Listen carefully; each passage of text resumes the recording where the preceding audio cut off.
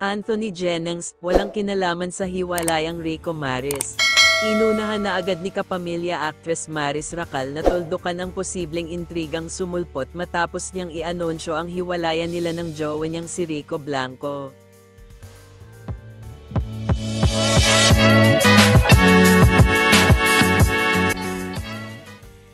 Sa ginanap na press conference nitong Biyernes, ika-12 ng Hulyo, itinanggi ni Maris na may kinalaman ang ka-love team niyang si Anthony Jennings kung bakit nauwi sa breakup ang relasyon niya sa singer-songwriter.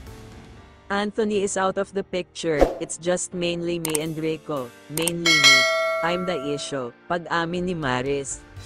Matatanda ang sa isang bahagi ng panayam ay binanggit ng aktres hindi raw niya alam kung anong nangyari sa kanya gayong sa loob ng ilang taong pagsasama nila ni Rico ay pareho lang naman daw silang nasa iisang pahina. Dagdag pa niya, ito na raw ang huling beses niyang magsasalita tungkol sa breakup nila ng kanyang ex-jowa. Umapela rin siya sa publiko na sana ay unawain at igalang ang kanilang pagdadalamhati sa kasalukuyan. Habang isinusulat ang artikulong ito, wala pang inilalabas na anumang pahayag o reaksyon si Rico tungkol sa naturang balita.